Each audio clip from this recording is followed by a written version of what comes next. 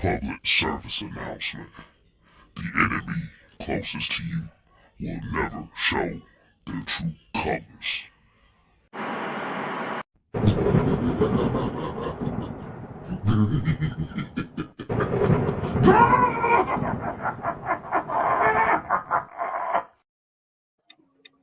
Hmm. Oh shit! Well, what do we have here? This ain't the sports end game, people. Welcome to the asylum. And as you see here, I got my brothers with me. So before we get to the topic at hand, I'm just gonna give a shout out. First of all, man to the left is a guest in the asylum, brother of ours. Y'all know him as Coach Unchained. Tonight, he Mr. Slap You. Mr. Slap. Mr. Slap You. I just got to look at some guns today too. See, that's what I'm talking about. Woo! Woo. I just broke out into a sweat. I just saw a gold AK-47. Wait. Did it have the banana clip? Did it have a banana clip? It had the 12, well, 16 round there. It wasn't was it curve? I can't remember, but I know it was gold. Ooh. Oh yeah, that's sexy right there. I got pictures of some Right. I'm in clothing now. I need to see that. Yeah, right below him, you know him as Mad Mike Sports. Well, tonight he is Eastside Mike. Don't ask me why he's Eastside Mike. If you know, you know. And Hello. 30379. San Diego getting ready for the big. My bad. I'm up. and then below me, last but not least, y'all know him as Pie May. Tonight his name is Tiger Style. AKA the demon of Tiger Hill. How about that?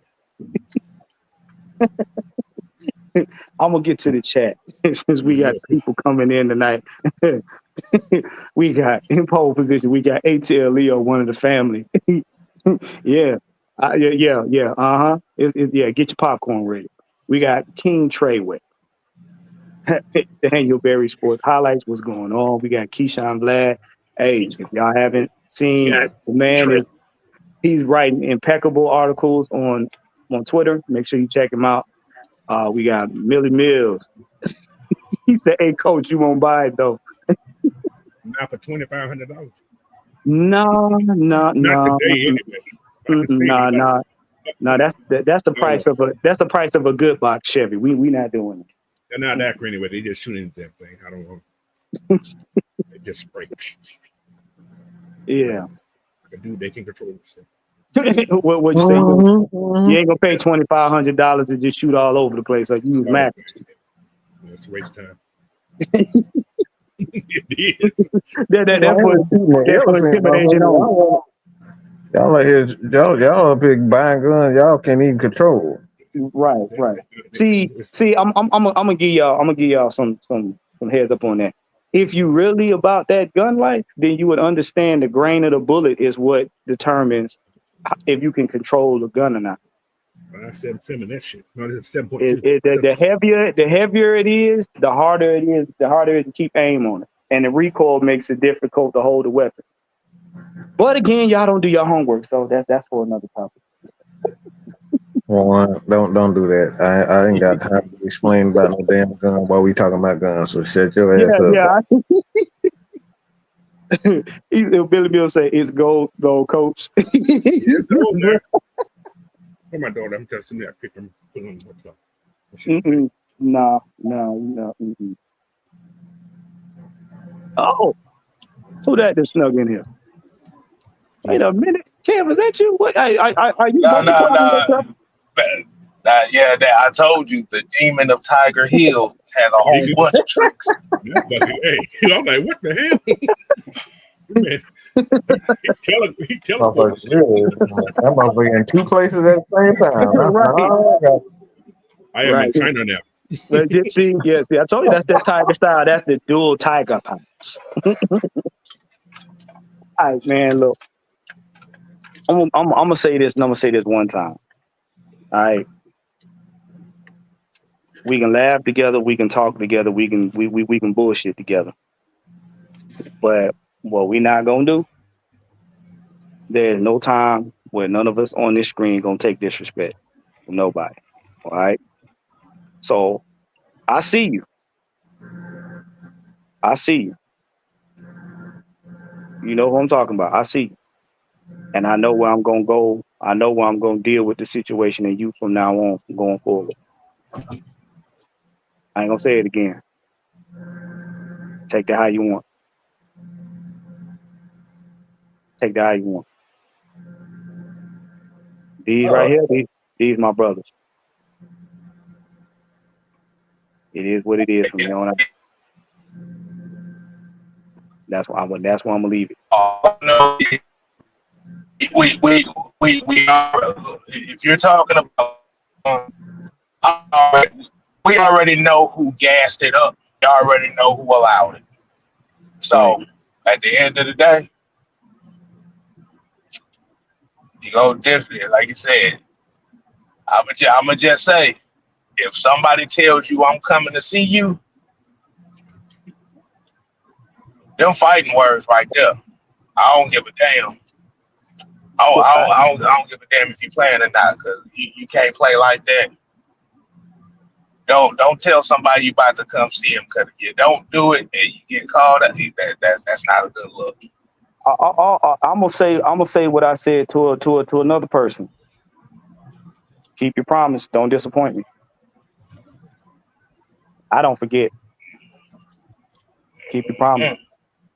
Don't disappoint me. I already know exactly who gassed that response up anyway. So, and I think everybody already kind of knows who gassed it up anyway. So, yeah, like I said, that was just a lapdog yapping. That's all. So So I so just leave it at so basically, and we have, and this is a side situation, but this is something that needs to be talked about before we get into the football aspect of things. So we tiptoeing the other men's beds now. That what we Huh? doing? So Oh, I'm What? gonna say it. I'm gonna you say it again. tiptoeing in the bed. I'm gonna say it again. And I want this to hurt. And I need this to hurt. And if it hurts, I'm talking to you. So we tiptoeing the other men's beds now? Cause see, I was taught as a man, men don't do rah-rah stuff. Men don't lay down and have discussions with each other. They sit at tables and they hash things out, whether it be anything in the news, whether it be anything personal, whether it be debates or anything. And I was also raised to think that men take care of business the way men are supposed to, up front, in person, have a conversation. See, we ain't in the age bracket of high school no more. And whatever I can say on here, I can say to somebody's face. Now, however that conversation go after that, that's fine. But I don't have to lead with disrespect. But at some point in time, when you're trying to handle business, you can't be laying down with other men talking pillow talk. Cause see, where I come from, that's that fuck shit. Like my cousin say, you can't run a business and be bending over at the same time, Unless you did it. right? Wow. And you see what that got him. He gonna do a whole lot of bending over. Mm. But this the shit I'm tired of, because every time we do something, like I'm like this. If I don't like a person, I'm not fucking with you. I'm not thinking about you. I'm not talking about you. You cost too much money.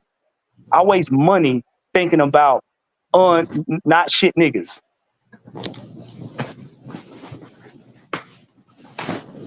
My brothers on here, they'll let you know. Hey, it cost us money to think about your stupid ass. Got niggas swinging from nut sacks, niggas swinging from trees, niggas want to take trips. This ain't house. This is not house niggas of Atlanta. Snitch and tell this. Go over here and tell that. What the fuck are we doing? Don't quit your day job, pumpkin. Don't quit your day job. And the funny thing is, we don't bother nobody.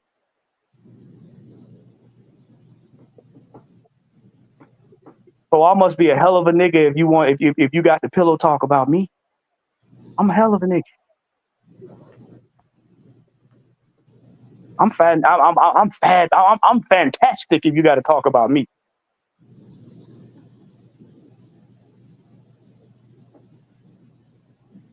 You know, we got.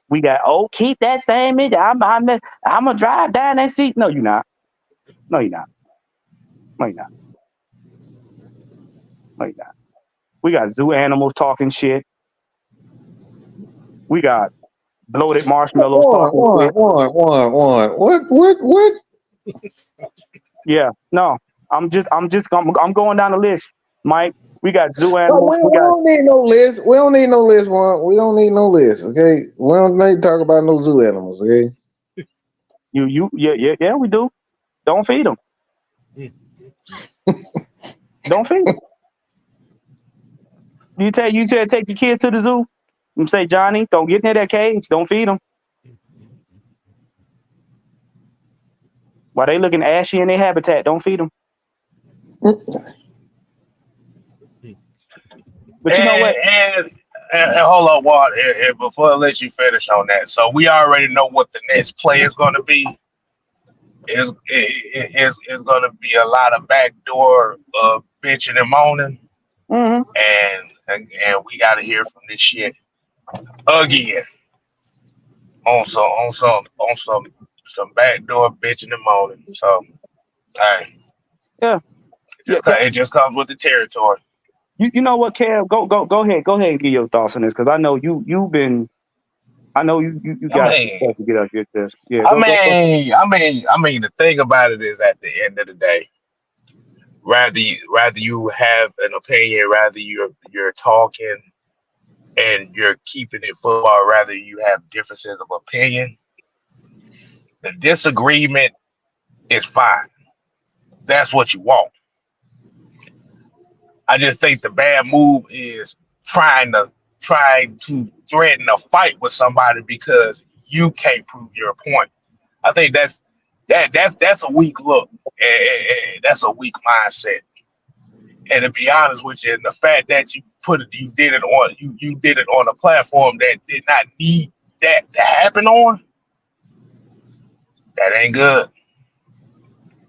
It makes people look weak. But like I said before, I know exactly who gassed that up because this is the same shit we deal with all the time. This is like the third or fourth time we done dealt with this shit in the last 2 years from 4 different people. So so Let me so do this so before we so go so so pretty much all I'm gonna say is it's about to get real interesting pay attention to what the intro say. The enemy closest to you will never show their true colors unless they.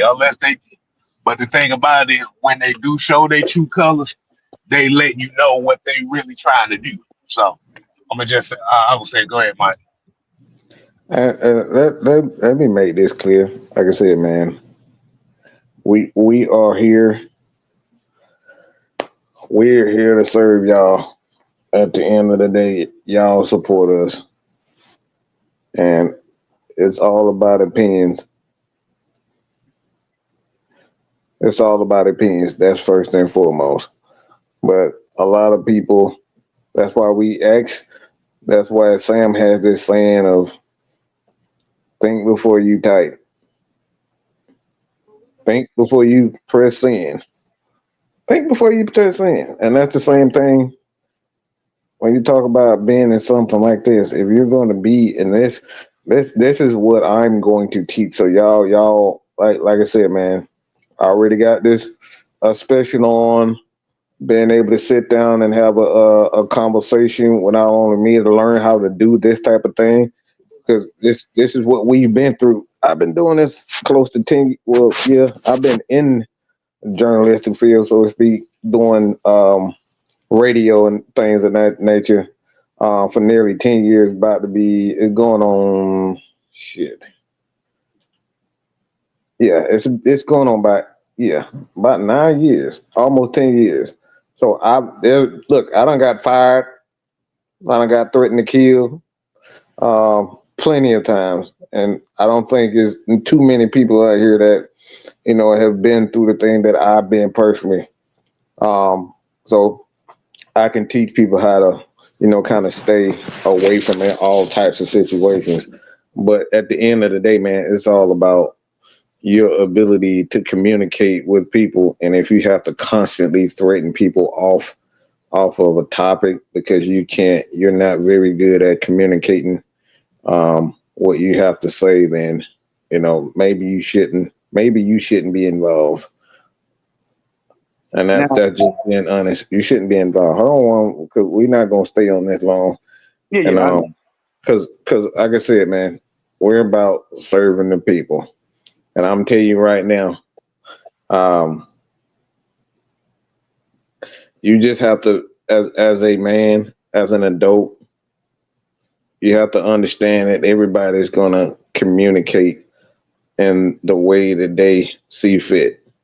Now, if you feel like you're gonna get in your feelings based on how someone communicates, then you got to check yourself and say, all right, maybe I'm not suited for being in this as I thought I was. Because everybody feel like they gonna be right about everything.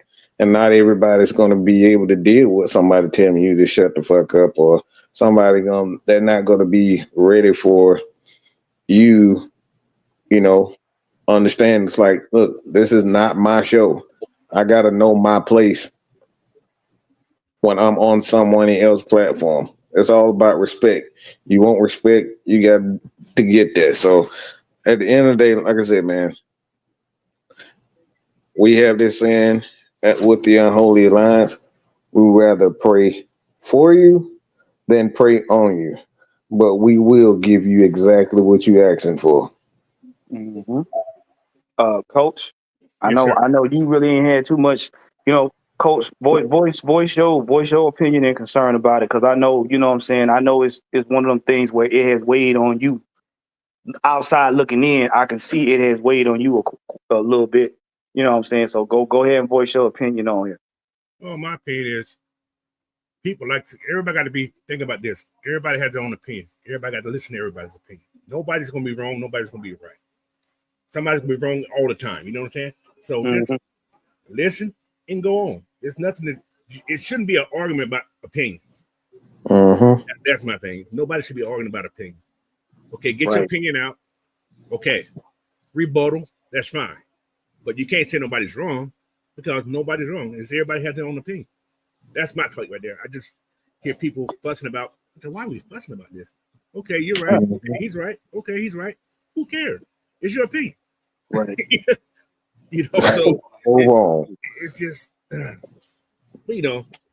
expect, I kind of know that's going to happen because there's certain things that topics and people he gets triggered. I said, okay. All right. Like I said, I don't have a problem with debate. I don't have a problem with a person standing on what they believe in. That's I would wish that for you. Debate is great. Right. I would wish for you to stand on your point, but if you can't handle somebody's tone, if you can't handle somebody's ability to stand on what they're saying, and if you're not going to do the homework, then you must be mature enough to deal with the fact that you're not going to change nobody's mind. Period. And that's being a man, not a real nigga.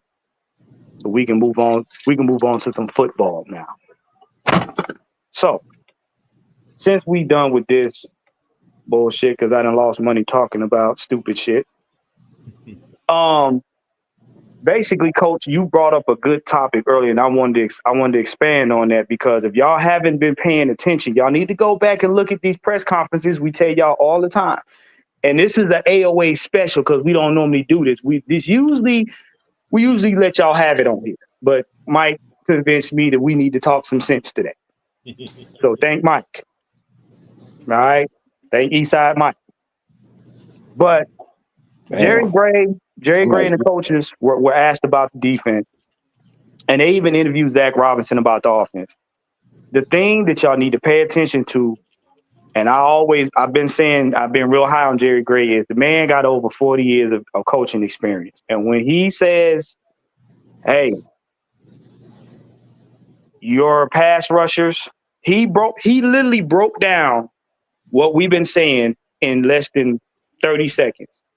He said, listen, he said, everybody talk about pass rush. He said, if your quarterback gets the ball out faster than 2 seconds, your pass rush is null and void. It's not going to matter. It's useless.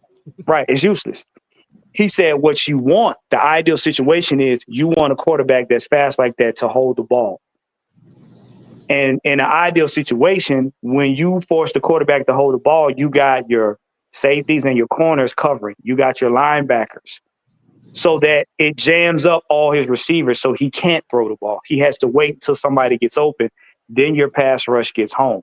He also said what Mike and them have been complaining about for the entirety. They've been talking about Atlanta Falcons is crowd noise. Y'all got to go make it. We got to make it difficult for the other team to hear what they're doing. But based on, if you've seen Coach Unchained show, he broke down the different rooms. Look at the last couple of slides he had with the names. And it's the reason why I'm bringing this up. And I'm going to shoot this over to you, Coach. You got to think about it. What was the biggest issue we had, and what looks like we're trying to do to turn that corner? So that we don't have situations where they're burning us 10 and 12 yards a play. Oh, me now? Oh, sorry. Yeah. Go ahead, Coach. Well, we make it. Our DBs are better. For one, they improved on the DB room, as well as the outside linebacker room. They did a massive improvement in that room. I mean, that room is completely totally different. And I think that the whole defense is actually better. We got double. We're stacked too deep at every position right now. And I think that's going to help out a lot because nobody get tired. Somebody get hurt. Sure, we got another guy who can go in and replace him and do. Hopefully, it's the same as the guy who's getting out the game to replace him. So, yeah, the whole team to me, I don't think it's one position. I think the whole defense have actually improved in every position. So there's no greatness, no different improvement. I think all the rooms improved. Now I got another question for you. You being a coach and understanding how teams work, from what you've seen in some of these pictures and video clips, how important is it for you as a head coach, assistant head coach, a linebackers coach, DB coach, whatever? How important is it for you to be right there with your players?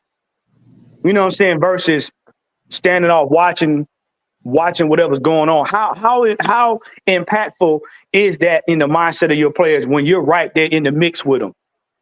You know what I'm saying? Like you seen Jeff Olbrich. That means they're gonna run through walls for you. That's what they mean. If your head coach or your DC is in the mix and not just sitting on the side, he's in the mix practicing with you. It's a big deal. Okay, that man, he's showing me this. He's showing me this. You're learning as well. He's teaching.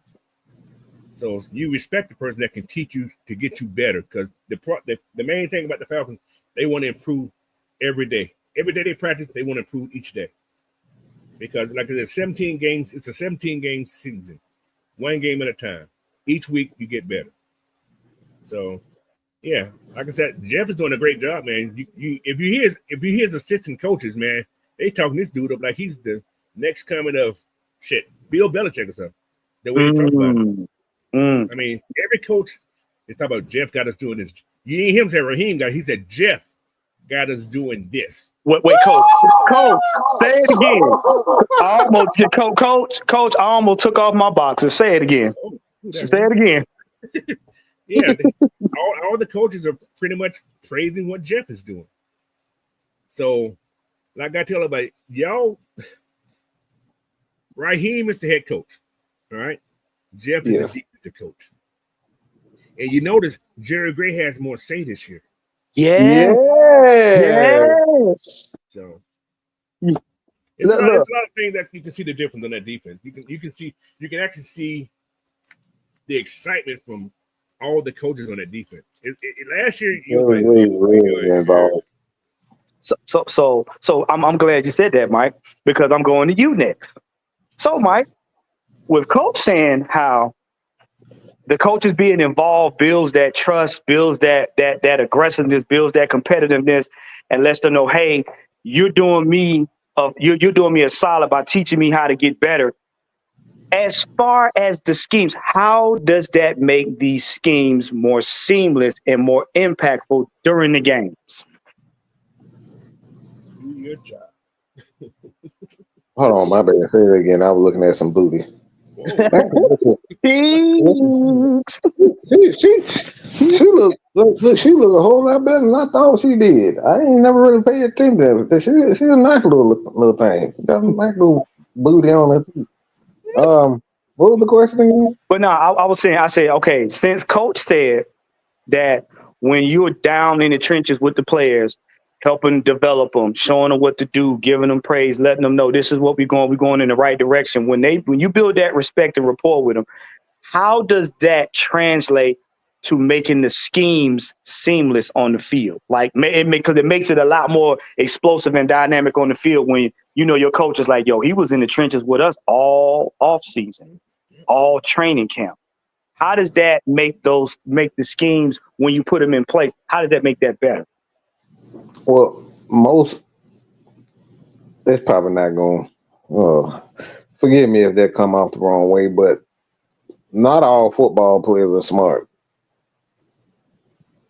That's true. Well, that's Not all football players are smart. They're not going to see. They're not going to learn even when they're looking at film. They're not going to. They're not going to. It's not going to click. The thing is, they can see it. You can go in the classroom and they can write it down. They know every spot they need to be in on in every play. But it's not gonna click. You needed to click. That's what the great coaches do. They know how to make it click. So that's why you got guys like Brian Cox. In this instance, you got Jeff Ulbrich. He knows, like the players respect him. Why? Is because he's on the field and he's showing them, all right, this is how I need you to hit this hole. You know what I'm saying? So when you got coaches like that, that when they showing you, that's the thing about if you watch. See, this is why I'm such a huge fan of Rex Ryan because he did a breakdown on the tush push, and he was showing the defensive linemen, showing the people a visual of what he wants those guys to do. He's on the ground, he's in the dirt, he's doing it. This is why guys like Ron Washington for the Braves is so great, is because he's showing them, he's on the field, he's demonstrating what he wants these guys to do. So when you see it for yourself and your coaches out here, all right, this is how I want you to do it. It clicks more than guys just saying, "Hey, I just need you to do this." So, like again, I'm saying like this. Not every football player is smart. Okay, that you need them to click in order to make it click. What the great coaches know how to do. They know they know what they want, and they can show you what they want. So that's why it's important to have a coach that can actually show you what he wants versus tell you what he wants. And I think, and this is just my personal opinion with Raheem, he can tell you real well what he wants. But you can tell that it's not clicking because if everywhere he's always been in the middle of the pack, at the bottom. And I'm being graceful about the middle of the pack part. So I'm glad you said that, Mike. So now, K Styles is coming to you. Piggybacking off of what Mike said, how has that disconnect benefited Jeff Ulbrich, and how has that disconnect now put Raheem in a position where you either gonna coach or you gonna step aside and let the man show you how to coach? Well, they made they went the route this time of experience. Experience trumps potential in this spot right here. Like you said, as far as the players being excited about the prospects of 2025, we have to look at it from this standpoint. If you use, let's say, I know a lot of people want to use Raheem Morris in LA. The difference with that is in LA, you had a lot of experienced players. Yes. So it's not much that you can show them. The great coaches, as what Mike said, are they have great psychology skills. You got, like you said, if you be able to, if you able to tap into the young players and get them to play into their full potential, and that's the best way to do it. Is like you said, boots on the ground, showing them.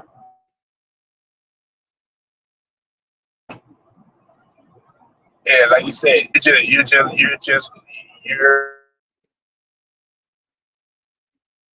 like run through a brick wall. And they're gonna run through a brick wall, and they also gonna be able to basically play up to their potential. So Jeff Ulbrich right now, what he's shown is basically, Raheem, shut up, let me get this over here. You focus on what you need to do. I got this. And and like you said, with Jared Gray being more vocal this year, tells you that right then and there. Great coaches are great psychologists. Yep. And the Average thing coaches know how to skate through. right. And the thing is, Bad great coach. Go ahead, Jeff. I was gonna say bad coaches are enablers. Now, go ahead, Juan. I just want to throw those in there. Jerry Gray said something very interesting early on. He said, when the veterans are away, all of the rookies they pumped up. They got their own leadership language amongst themselves. He said, but then when the veterans come back in, they kind of shy, they kind of tone down. He said, but we're trying to see if these guys are gonna come in and compete and not care about the guys on the team being stars to them. He said, we want to see if you're gonna go out here and be competitive or you're gonna be starstruck. And the reason why I bring that up, and the reason why I'm going to reiterate what I said earlier. Raheem Morris is not giving Jeff Ulbrich anything. And I'm going to say this again, and I want you to listen to the words and not hear sound. Raheem Morris is not giving Jeff Ulbrich no defense. Jeff Ulbrich was hired by the organization to come in as a DC. He's going to be responsible, as you've seen him, for making sure these guys do what they're supposed to do in their position. Meaning, he'll have a defense. He don't gotta get nothing from Raheem because they came in it together. They went through teams together. They're on the same level. They just got different positions. Raheem ain't no higher than Jeff Ulbrich. Do not get it twisted. But didn't Jeff Ulbrich say when he came here, he's going to bring in the defense that he learned from Solid and what's the other coach name? Vic Fangio. He's going to combine those and make one. That ain't Raheem's defense. Right. Listen to this. To piggyback off of that, coach, he stated himself, I am not coming here to be buddy with him. I want y'all to see us arguing on the sideline. Meaning, I'm not about to sit up here and lay down on Raheem's bullshit when he's not trying to do right by the team. In other words, you can't give a man something when he's standing toe to toe with you. You can't. That's like OG Sam say, Madden microwave mindset. There's Let me no ask way you a somebody gonna question. give me something and I'm standing on equal footing with you. There's no way. He gonna come in here. He gonna teach these he's a linebacker. He gonna come in here and he gonna teach these linebackers what they supposed to do and keep them in a position where they thrive. It ain't got shit to Let me do ask with you what I like, what Mike like, what Kev like, what Coach like. It's what they're gonna do. let me ask you a question, one.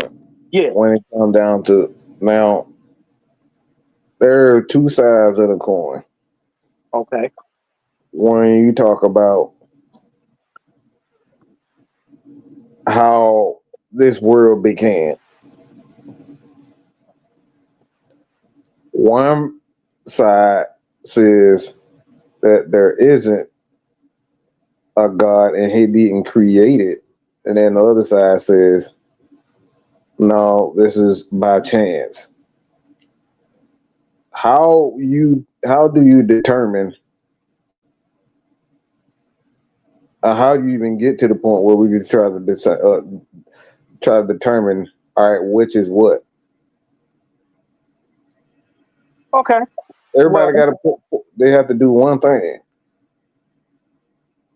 You got to do one thing in order to say, all right, this is how this came. You got to do what? It's real simple. What's that, Mike? Go ahead and tell them. You got to put forth the evidence. There you go. We can sit up here and cry and look. I don't believe there's a God, or you don't believe there's a God. Yes, there is a God. All right, show me. Put forth the evidence. All about your belief. Look. It don't matter. You can talk about all your opinions. Look, you can say the goddamn snowman is God. Mm. If it ain't no damn snow, how can you say he's a God? You have to put forth the evidence. It don't matter. Okay, if we believe this is Raheem defense or Jeff Ulbrich, show me where. Show me how he's qualified. Show me what he's done. How we know that there is a Jesus, because we got Buddha, we got Buddhism, we got Allah. Islam, we got Islam who say Allah, we got Christianity, we got all these, all We them got pointing Ja. to we got all of these religions pointing to the same God. We got all of them pointing to the same God, just in different ways. But this is the evidence that there is a God. All I'm saying is, when you talk about Jeff Ulbrich, you talk about Raheem Morris, we can sit up here and say, "Oh, this guy's it," but you can't just say, "All right, I want y'all to follow me because I want y'all to just follow me." You gonna tell me, you gonna have to convince me. What the fuck am I going over here for? Why am I following you? You got to put forth the evidence. Your opinion means nothing. This is why Warren said what he said about Jeff Ulbrich. Jeff Ulbrich didn't look. Raheem didn't give him anything because he put forth the effort, and you seen what he's done. Not only with the linebacker crew here in Atlanta, but he did the exact same thing in Jets. Mm-hmm. He put forth the effort. You saw it. You saw the growth in Jeff Ulbrich. That's why they chose him to be the head coach. He wasn't given this. He ain't Raheem's lackey. He put forth the evidence, and he made a difference. Can I You say this, Mike? saw it. Can I say this? The problem with y'all is, number one, you don't do your homework. That's number one. Number two, if your opinion was that strong, you'd be a millionaire right now just off of what you believe. Right now. You wouldn't have to work a day in your life. Everybody on this 8 billion people on this planet, they got 80 billion opinions. it would be nobody would have enough money for everybody because our opinions would be paying us left and right. But you're working your day job, so your opinion don't matter. Number two, Jeff Ulbrich stated, I am not the same person I was when I left here. And I would hope you're not, because that means you wasted a couple years up there in the Jets organization. So this man, he was a defensive player. He wasn't a beat writer. He wasn't an analyst. He wasn't on the offense. He wasn't a water boy. He was a linebacker, a former linebacker. You know your crap. That's just like coach. Even though coach drives buses, coach is a coach. That means coach has the pedigree to go out there and take a person that don't know nothing about the sport and make them into a great player if they listen. Why? Because he's done it. It ain't got nothing to do with his opinion about it. Now, let's be honest. The reason why y'all so high on Raheem Morris, because y'all like glazed ankles. Whoa. And y'all like Jordans, and y'all like colorful capris, and y'all like Orbit's gum, and y'all like chiclets, and y'all like y'all like greasy foreheads and cute suits. That's what you like. We want football. We want results. We done with that flashy stuff already. And this is the problem. Y'all don't want, like, coach had the numbers there. Go do your homework. See, that's like being in class. You ever know when you go to high school, when you get in one of them classes with the teachers that clown you because you're too damn lazy to read the book, but you come up in the class and you want to yell out an answer and you loud wrong and then everybody laugh at you? You don't get mad at the teacher. Get mad because your ass is lazy. Or dumb. You know what I'm saying? We don't be taking stuff off the top of the head to be sounding cute. We actually go do the research, listen to these things, listen to the guys, read the articles and stuff, and read the numbers like K-Styles and Coach do. So we can come here and tell y'all this is what we could probably expect. Now, do we always get it right? No. But 90% of the time we get it right because we do the homework. I understand my opinions don't matter. But if I'm telling you, if I'm telling you there's a source, go look at it for yourself. This is what this man said. This is what you can learn. It ain't me saying it. I'm just telling you what the man said. See, I ain't got to sit up here and cry about what I think, because I know that the Falcons, based on what I think, the Falcons going to do what they going to do. The Falcons ain't paying me. Not yet, anyway. But I'm smart enough to know if I do my research, I can give people accurate information. I'm not trying to spell numbers, you know what I'm saying, and count letters. Hold on. D, let me know if you're serious about this before I say something on there.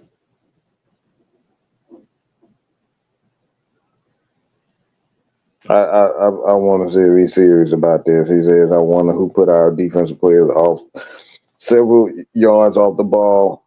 And if we see it this season, I believe we will know who defense really is. It's all about. You know the answer to this, bro. Yeah, you do. But no. But you know what? I get where D. Sloan coming from. No. We're gonna wait to see if he's serious about this. That's before you even talk. We're gonna wait to see if he's serious about it.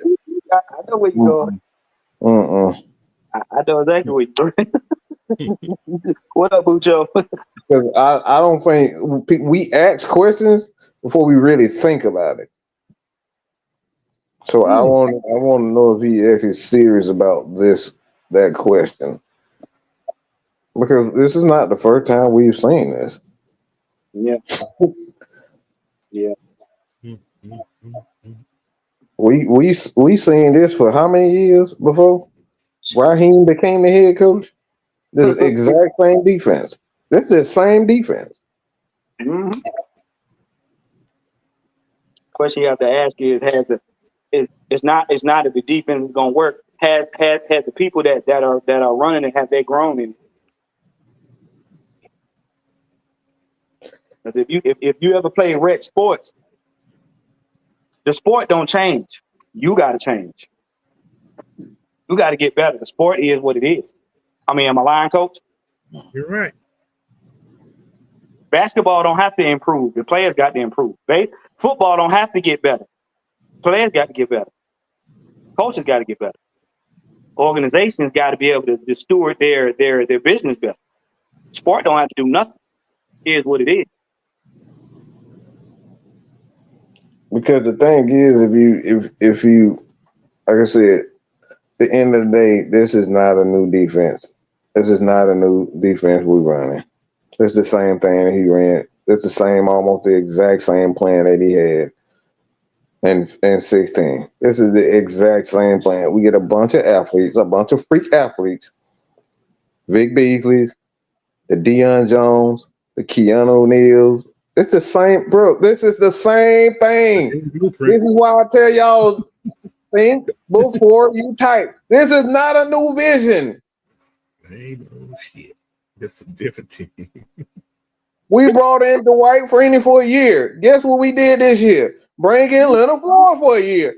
This is not a new. This is not a new plan. It's not new, bro. You know what? You know what? Mike, let me do it. Cam, can you do something for us, please? What's up? Where could you look up where the Falcons were? And we just gonna talk about the defense part. Where the Falcons rank? Just bring up the numbers where the Falcons rank. We gotta know that. We gotta look that up. We know that already. No, but it's for a reason. It's for a reason because it's going to What basically. you talking about? Because you talking about 16? Yeah. Mm-hmm. Yeah, it was at the bottom of the 16. Oh yeah, so 16. Like I said, I'm on my phone, so I can't really look it up. But what I will say is based on the many times that I've had to look this up, defensively wise,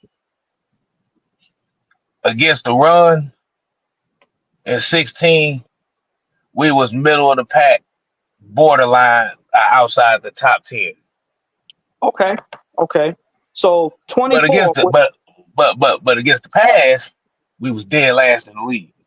Okay. So 24. Where were we? Because I wanna make, because I'm about to connect the dots to what Mike talking about. 24. Where were we at the end of the season? We were middle of the pack against the run. I think we're like 14. We was bottom 10 in the league against the pass. Okay. Now, Mike, going back to what you just said, and then I'm gonna jump to coach. Going back to what you just said about this not being a new defense.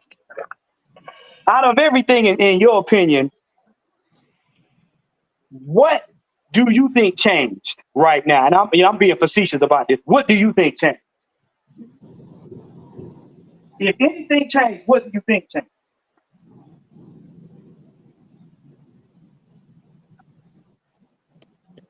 Is it what has changed? Yeah, if anything changed this off season, what do you think changed?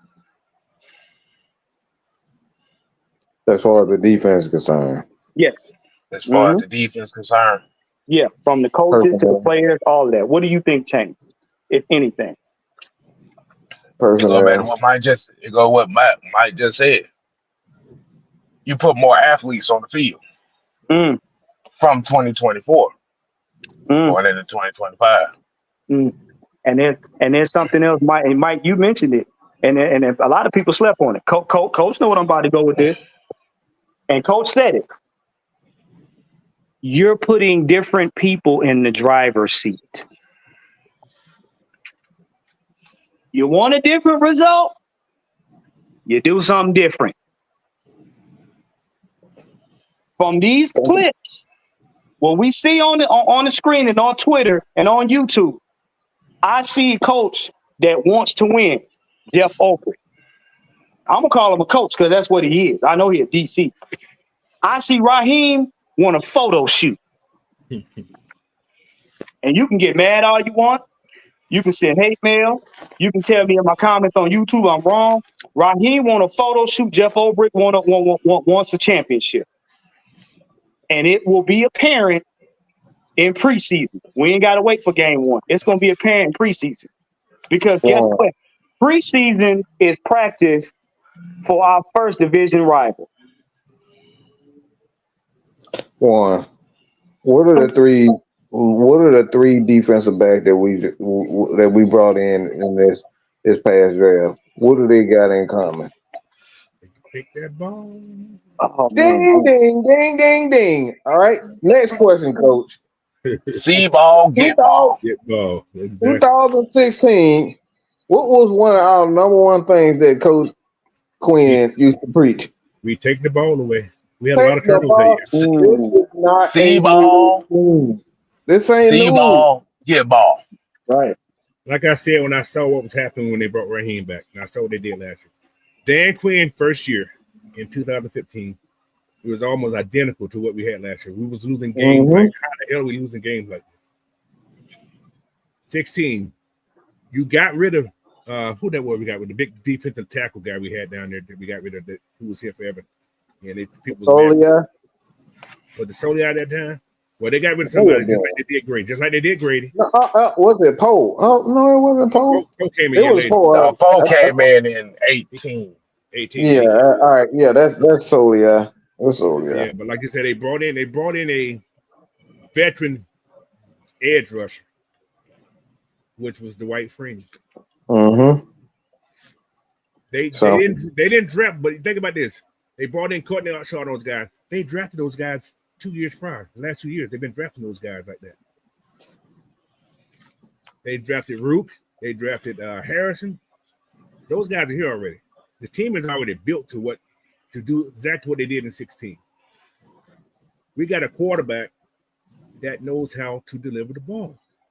Mm-hmm. The Falcons going to outscore everybody and make everybody catch up. So then you can get those guys going to get those edge rushers we got that's going to get them. Mm-hmm. You make a mistake. I hope our DPs can take advantage of those mistakes and throwing the ball wrong. And that's what happened in 16. We're trying to recreate 16, y'all. This is not a new plan. But I think we got a better safety now. How's that? Is that better? Yes, that's obvious. That's definitely obvious. Yeah. Because Ricardo was. Ricardo Allen was running on AOL dial-up time. Oh boy. Yeah. That's why we saying it's like really think about the things you're asking, because you already know the answer to it. Just all you gotta do is just pay attention to the people that they brought in. We brought these people in. What's going on, young knight? Let me ask y'all a question. What is man's one wish? What is every man on this planet? What is his one wish? If he had any wish he could get granted, what is his one wish? It's so simple, but it's difficult at the same time.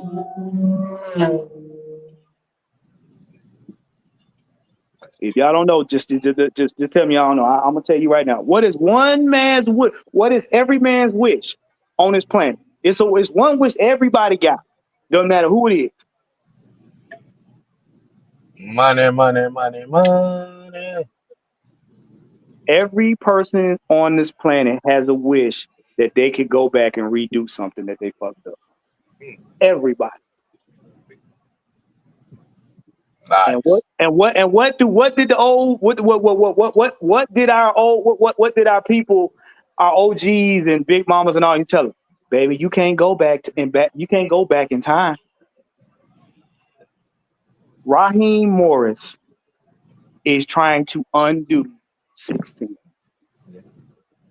He already said they're coming in. That's what he's trying to do. We got some unfinished business. He said that. Yeah, he's trying to undo 16. Why? Because he knows what it tastes like to be a part of a championship team. He knows what it tastes like. But all those championships he was a part of. Listen to me closely. Those championships he was a part of, meaning he helped out. He wants to have a championship that he can brag and say he earned by himself. Right.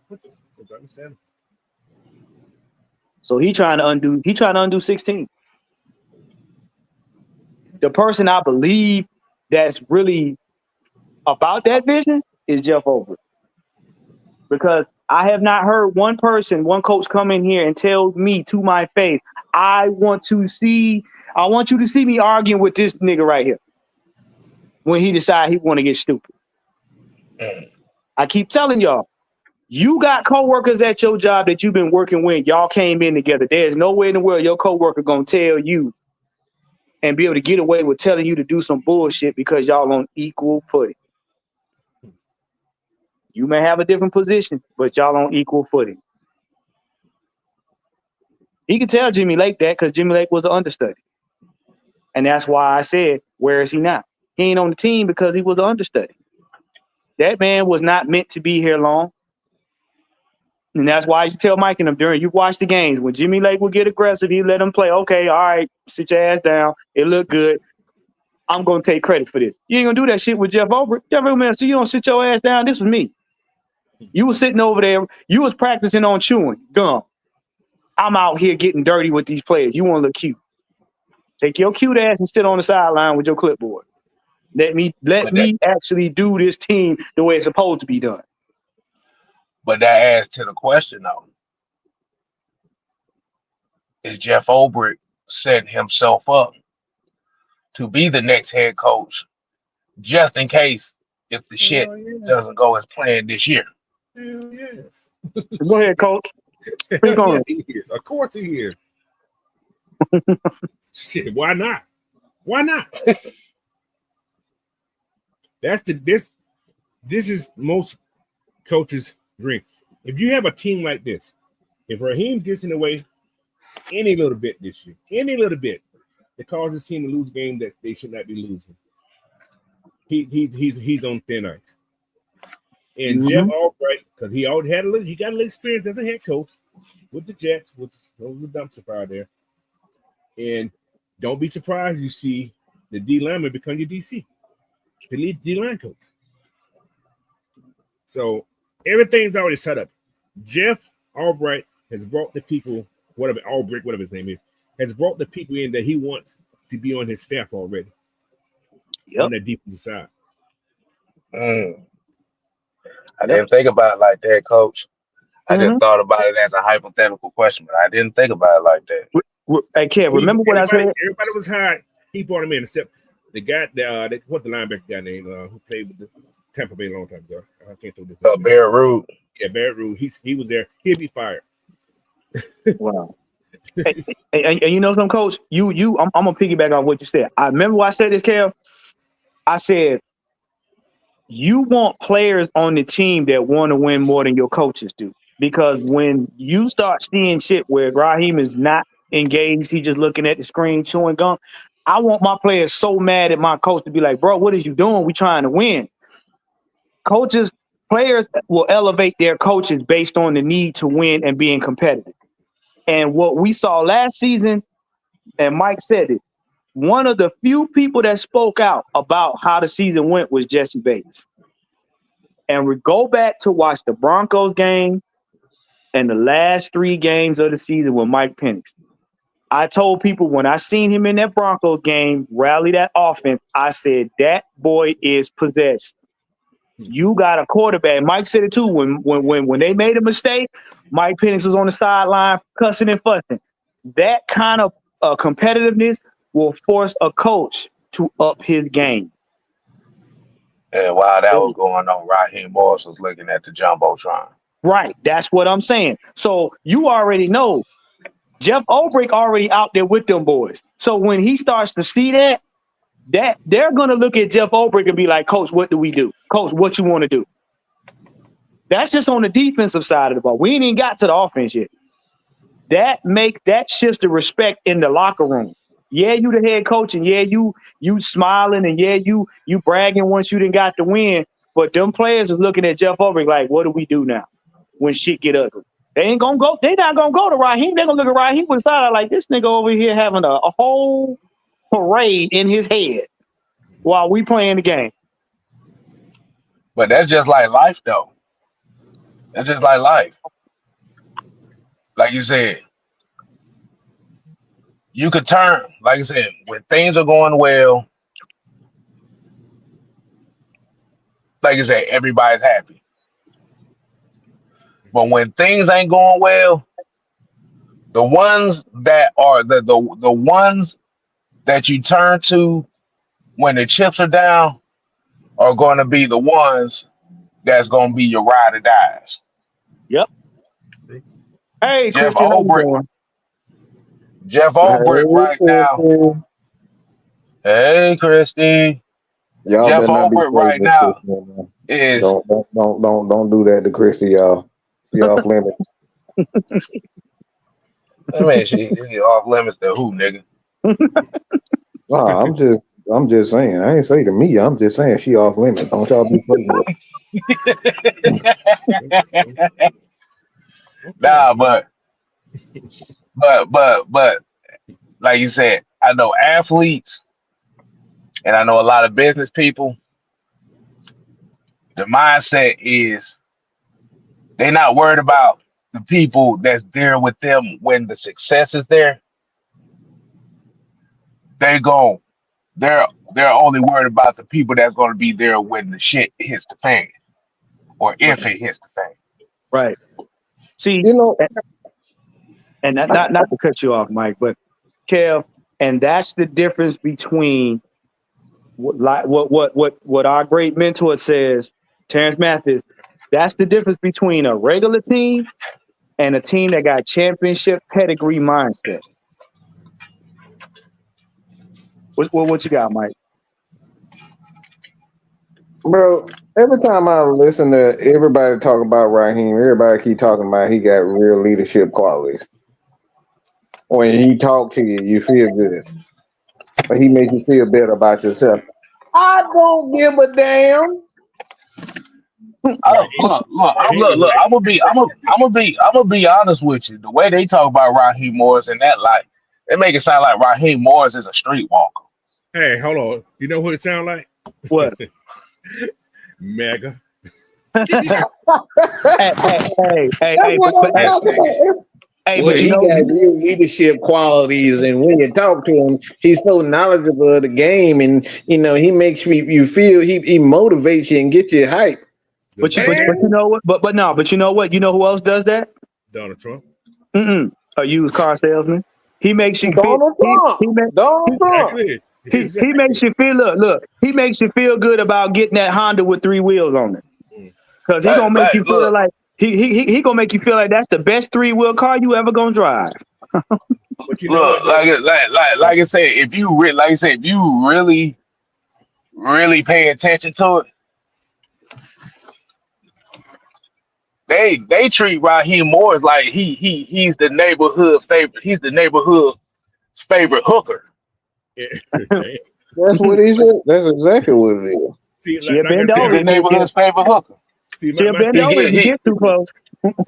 my thing about Very yeah, Raheem good. like is my thing about Raheem is I think he can be a good coach, but I think the way what he showed us last year when he came in here, Mm.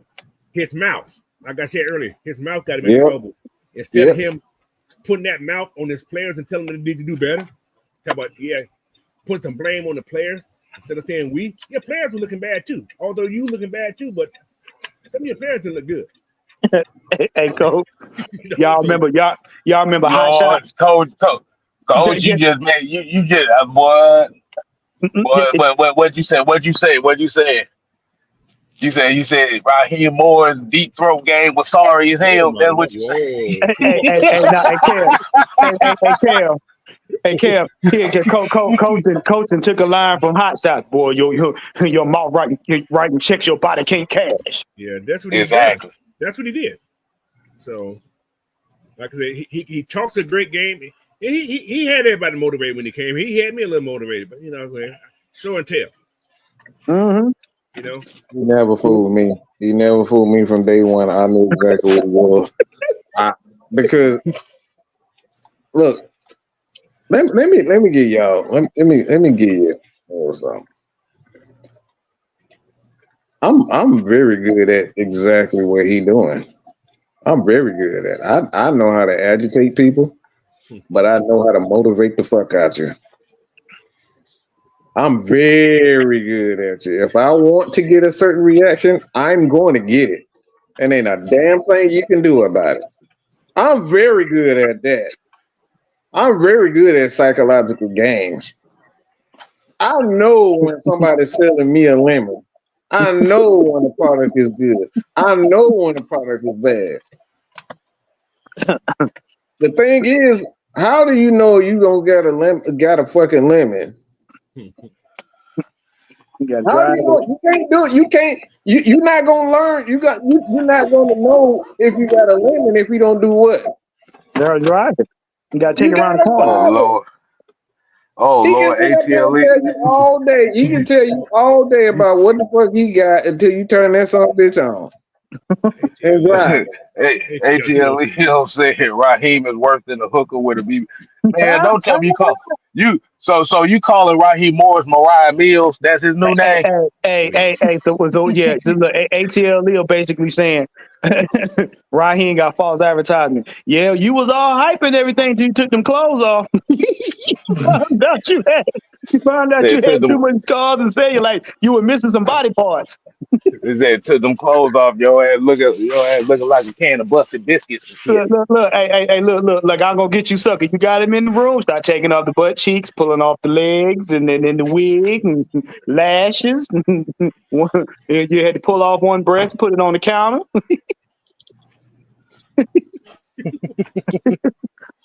False Busted advertising. biscuits. that's skin biscuits.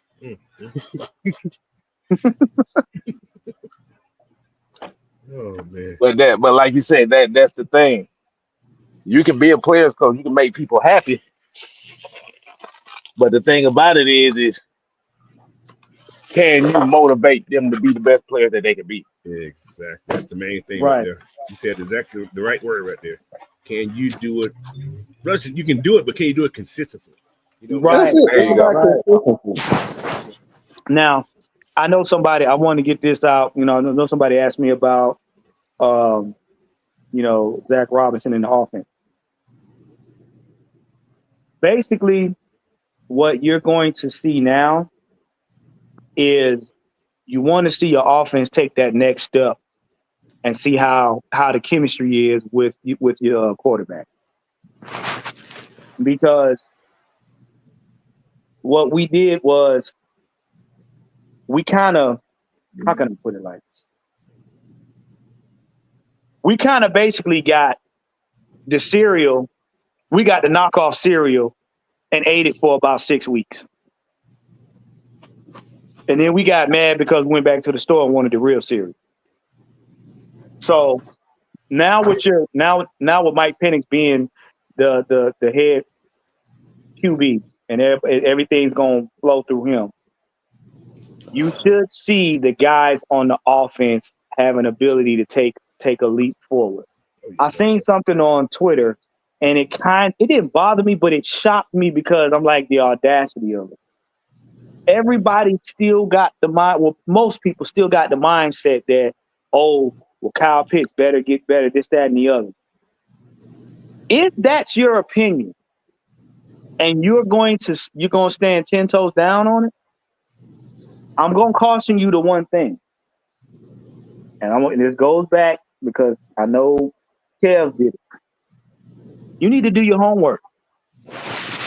See, this is the problem when you don't take time to actually research what you're talking about. Because Mike Penix don't have to elevate Kyle Pitts the way y'all think he does. Kyle Pitts responds differently to different quarterbacks, as any weapon should. See, he didn't do less than what a tight end's supposed to do. He was used differently because the quarterback stopped facilitating. I've said this many times till I'm purple in the face. He was a clear out guy so that everybody else can eat, because the quarterback, as the season progressed with injuries and confidence, decided to narrow his field of vision and only focus on certain players that he got comfortable with. We don't have that problem now. So Kyle Pitts' numbers is not necessarily going to skyrocket, but his numbers will be a little bit above where they are right now. Because once again, you have a rotation of players, good players, mind you, weapons that are going to play off of each other. And if y'all watch Coach's show, he went through the offense, he went through the weapons. Mike put out a short about how Bijan Robinson's touches will drop. It has to drop. Because if you want a balanced offense, they're gonna have to drop it. Everybody's gonna have to be on kind of like close to each other in terms of numbers. Now it's gonna be some higher or some lower. And Mike said, in terms of money. But I'm talking about in terms of play and logistics, they're gonna have to be close to each other. Because that's what you want out of a balanced offense. You want everybody to be a threat. You don't want a one-dimensional offense. You don't want one player where everybody's like, we got to get him, and then the rest of all, we don't care about that. That's how you get beat. You want everybody to be a threat because teams need to respect who we got. So this is why I have a hard time when people say, oh, Kyle need to get better. No, Kyle doesn't need to get better. Kyle just needs to get the ball more. He'll get it. Just play your game, shit. Yeah. It's mind-boggling to me that y'all still have this mindset that like Kyle had a terrible season. He didn't. He had almost 700 yards, man. Thank you. But because it's not, but because it's not he's not the focal point of a multifaceted offense. He got to get better. How? How many people So I keep telling y'all been playing Madden on special. See but that just goes to the question. If he has to get better, what does he have to get better at? Because if you say route running, yeah, that's fine. But guess what? The quarterback decides if he gets the ball or not, regardless if he's running right. But he was Right or not. Right. Right. And number two, what? Y'all just making me think of something. Hold up. and number two, you gotta think about it like this. If what you're saying that Kyle Pitts need to get better means he needs to have more yards and touchdowns, guess what happens? That's football's taken away from other guys too. Mm-hmm. Yep. And now I'm gonna do a memory lane, and Coach, I want you to correct me if I'm wrong. How many times was the Falcons successful with a one-dimensional offense? As far as going far in the playoff or something like that? Mm-hmm. Never. There you go. And here's why. And it goes. Let me, go ahead, Coach. If you look at every year the Falcons went to playoff with Matt Ryan, right? They had a run game, and they had a pass game. It was a balanced offense. Ding, ding, ding, ding. When it wasn't balanced, when we didn't think about it, when Kyle Pitts got that 1,000 yards, was that a balanced offense? We couldn't run the freaking ball. Nope. And he's the only wide receiver we had. So we didn't get a run game until the season after we drafted Kyle Pitts. Cordero Patterson was the run game, and he was only brought here to be a special teams guy. Right. And a wide receiver too. Right. We didn't like Ray McLeod, huh? Whoa. Yeah. We didn't have a run game until after we got Caleb Huntley and Tyler Algier. That was that first year. That was the first year, right? Mm-hmm. They came in the same year. Yeah. Because I think was it a couple years after that? That's when we got Bijan. But right there was still Tyler Algier and Caleb Huntley that had that running game. This is the reason why I'm telling you.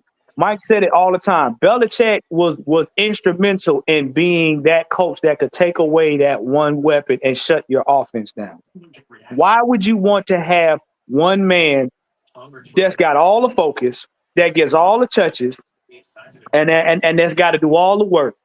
Number one, you wearing down your weapon. Number two, you got to pay him money when these seasons come back. That money can be allocated to other players to make your offense that much more deadly. I'm not scared of an offense that got one player that stands out. Because if I take him away, guess what? Your offense falls flat. I want your defensive coordinators to have family reunion meetings with his team to figure out how you gonna stop my offense. And Well, and, because and, and if you want to make the comparison, that everybody's comparing it to Brock Bowers. Guess yeah, what? Different worlds.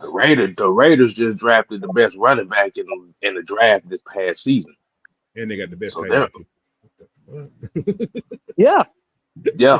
But the thing about it is with Ashton Jeter, you already know they're gonna make him the focal point of offense. Mm-hmm. So is Brock Bowers gonna be able to put up those same numbers? He not. I'm gonna let y'all know right now. He not because here's what you're gonna do. Brock Bowers, they're going to do Brock Bowers like we did Kyle Pitts in short spurts, which is Brock Bowers is going to be that guy that's going to lead off defenders so that run game can do what it got to do. but not necessarily. Think about Georgia's offense. They had a run game, Brock will still eat though. and Brock was still doing his thing. Yeah, Brock will still Yeah. eat. I mean, So Yeah. Yeah. I'm not saying they're going to take No, any no, touches no, away no, from him. no, no. But also you have to think about even with that offense, Brock Bowers wasn't getting 1,500 yards. yeah. Right. That's what I'm saying. I ain't saying they're going to take nothing from him. What I'm saying is he's going to be a guy that when teams start to really clamp down on him, he's going to be able to make it so that, hey, you got that one guy that can take the heat off people, so they do got a run game. And honestly, with a guy like if you got if Gentry do what I think he's going to do, a lot of teams going to walk that goddamn safety down in the box. And when you walk that safety down in the box, now you not only you got two receivers you one on one with, but you one on one with a guy with a tight end with receiver skills. So Brock, Brock will probably eat good. He'll probably eat better. His numbers may not be. His numbers may go down because you can tell what the Raiders trying to do is. Listen, I'm gonna tell you something, boy. Saquon Barkley might have been the guy to get the running backs back. Start getting their money back.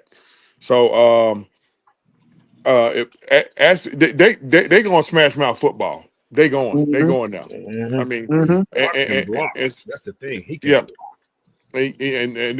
And Brock is an above level blocker. He's an extension of the O Hmm. line when he's not getting the Right, ball. So Yeah, guy is um, Pete right. Carroll. You know what Pete Carroll's gonna do? He's gonna bang you up anyway.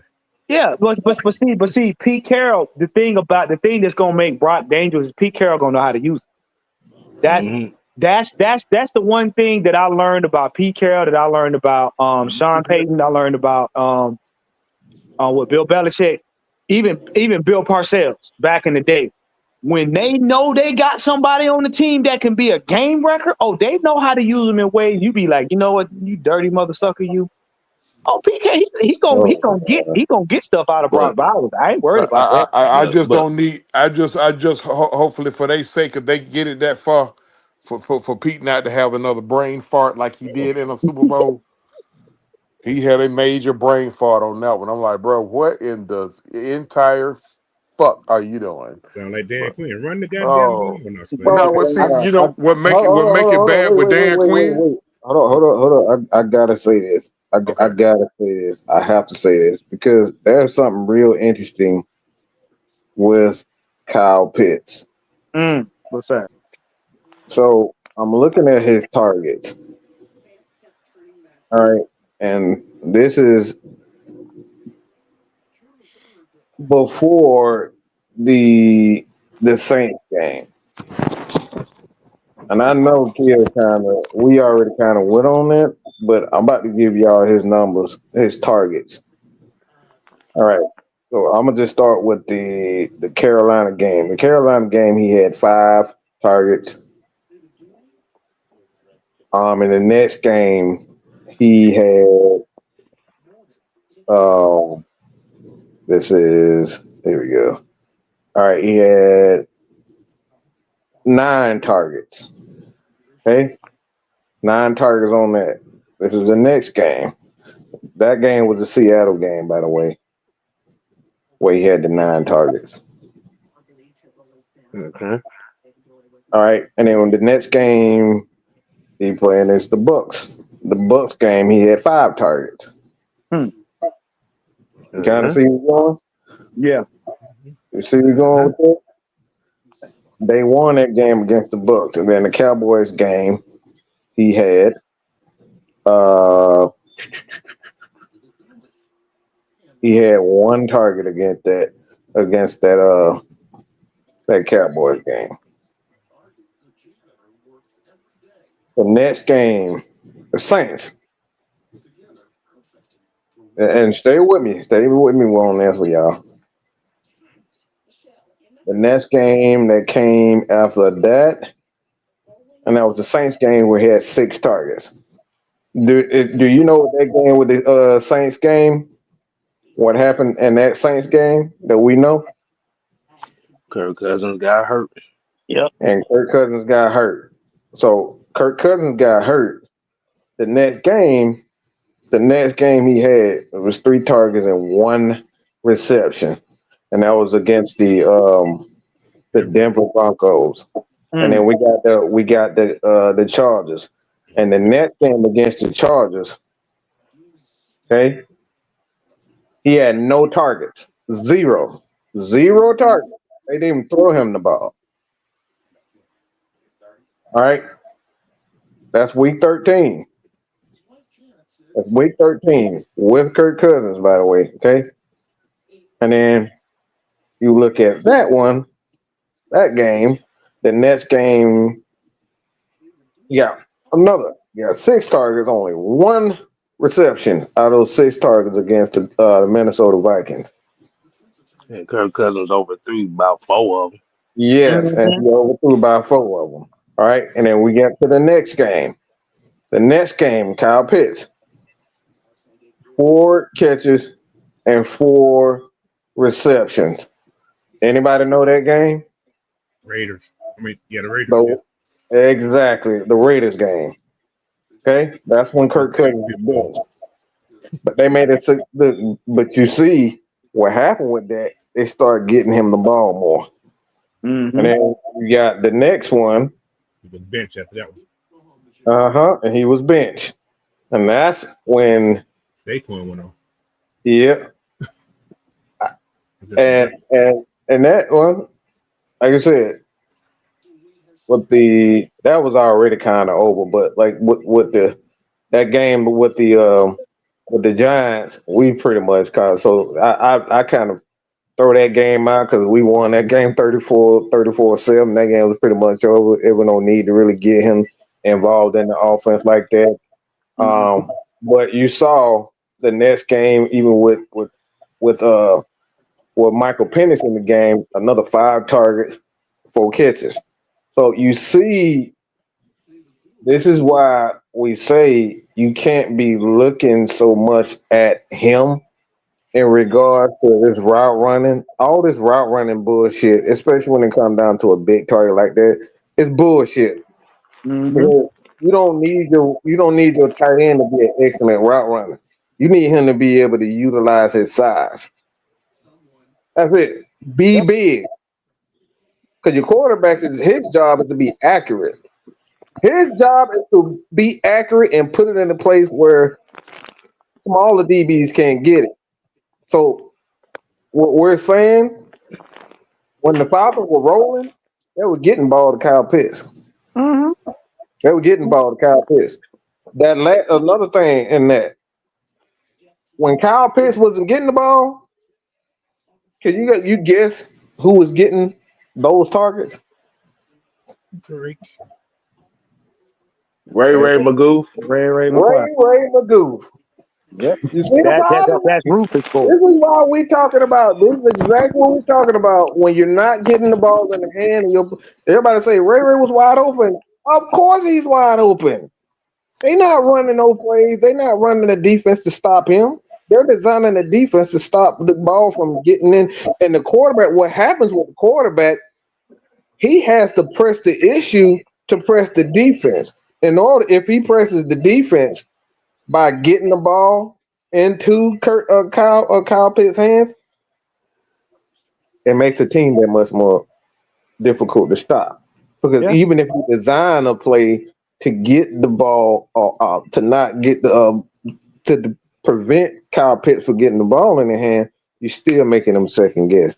They are fine. They fine to letting Ray McCloud get 7 catches a game. Yeah, Yes.